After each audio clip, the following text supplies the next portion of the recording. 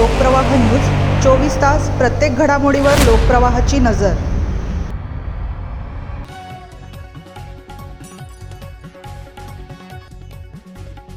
घनकचरा विभागाची धडक कारवाई, 2 महिन्यात सुमारे 5 लाख रुपयांची दंड वसुली।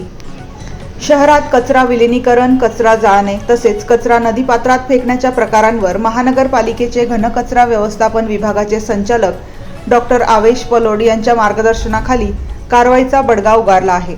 एप्रिल 2026 पासून आजपर्यंत अशा प्रकारच्या नियमभंगाच्या 270 प्रकरणांमध्ये कारवाई करण्यात आली असून त्यातून एकूण 2,86,870 रुपयांची दंड वसुली करण्यात आली आहे। याशिवाय प्लास्टिक पिशवी बंदीची प्रभावी अंमलबजावणी करताना एप्रिल महिन्यापासून आजपर्यंत विविध आस्थापना व नागरिकांवर दंडात्मक कारवाई करण्यात आली।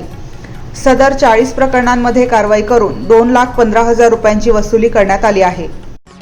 अशा प्रकारे घनकचरा व्यवस्थापन विभागाने गेल्या 2 महिन्यांमध्ये स्वच्छता नियमांचे उल्लंघन करणाऱ्यांविरोधात कारवाई करत एकूण 5,01,870 रुपयांचा दंड वसूल केला आहे।